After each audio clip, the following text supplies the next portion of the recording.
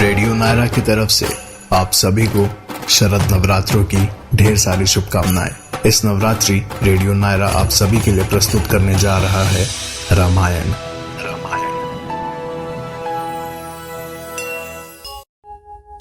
पिछले भाग में हमने सुना सूर्पनखा की लक्ष्मण जी ने नाक काटी और रावण साधु के भेष में माता सीता का हरण कर ली गया।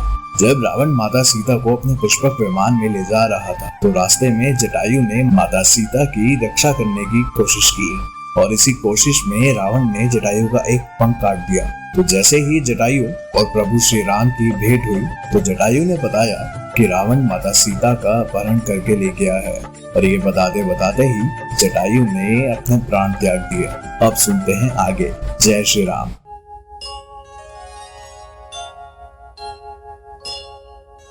महाबली हनुमान किष्किंधा के राजा सुग्रीव की वानर सेना के मंत्री थे। श्री राम और हनुमान पहली बार राजा सुग्रीव और उनके साथी रहते थे। सुग्रीव का एक जुड़वा भाई भी था जिसका नाम था बाली। बाली ने सुग्रीव का राज्य छीन लिया था और उसकी पत्नी को बंदी बनाकर रखा था। जब सुग्रीव और श्री राम मिले तो वो दोनों बहुत ही अच्छे मित्र बन गए। जब रावण पुष्पक विमान में माता सीता को ले जा रहा था तब माता सीता ने निशानी के लिए अपने अलंकार फेंके और वो सुग्रीव की सेना के कुछ वानरों को मिले थे।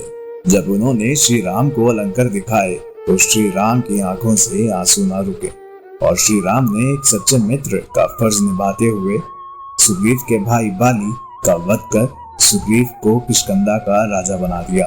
और सुग्रीव ने भी अपने मित्र का निभाते हुए श्री राम को वचन दिया कि वो और उनकी वानर सेना माता सीता को रावण के चंगुल से बचाने के लिए जी जान लगा देंगे। उसके बाद हनुमान, सुग्रीव और जामवंत ने मिलकर सुग्रीव की वानर सेना का नेतृत्व किया और चारों दिशाओं में सेनाओं को भेजा।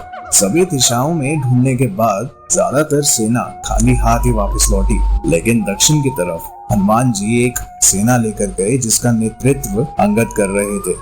और जब वो दक्षिण के समुद्र तट के पास पहुंचे उन्हें वहां एक वृद्ध पक्षी मिला और बात करने पर पता चला कि उसका नाम संपाति है और वो जटायु का भाई था। जब वहां संपाति को पता लगा कि किस शौर्य और वीरता से जटायु ने अपने प्राण त्यागे हैं तो संपाति ये सुनते ही बहुत जोरों से रोने लगा।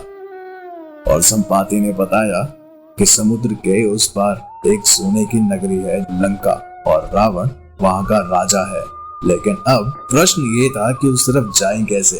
हनुमान जी बचपन में बहुत चंचल हुआ करते थे। एक दिन ऐसे ही शैतानी करते हुए एक ऋषि ने श्राप दिया कि तुम अपनी सारी शक्तियां भूल जाओगे लेकिन कोई तुम्हें अपनी शक्तियां याद दिलवाएगा तो तुम्हें याद भी आ जाएंगी। तो आज जामवंत जी ने वो काम किया और जामवंत जी ने हनुमान जी को अपनी सारी शक्तियां याद दिलाते हुए कहा, हे हनुमान, आप तो महाज्ञानी, वानरों के स्वामी और पवन पुत्र हैं। ये सुनकर हनुमान जी का मन हर्षित हो उठा और समुद्र तट पर जितने भी लोग बैठे थे उन सबको बस एक ही बात कही कि आप मेरा इंतजार कीजिए, मैं बस अभी माता सीता को लेकर आया। रास्ते में जाते समय मेनका नामक एक पर्वत आए।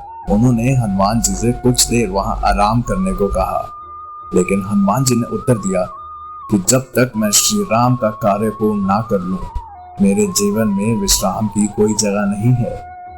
और वो उड़ते ही चले गए। देवताओं ने भी हनुमान जी की परीक्षा ली और उन्होंने सूसा नामक एक राक्षसी को भेजा।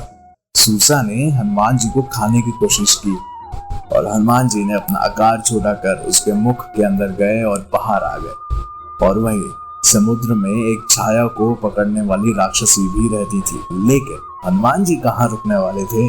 उन्होंने उसका भी वध कर लंका की ओर उड़ान बनाए रखी। इसके आगे की कहानी इसके अगले भाग में।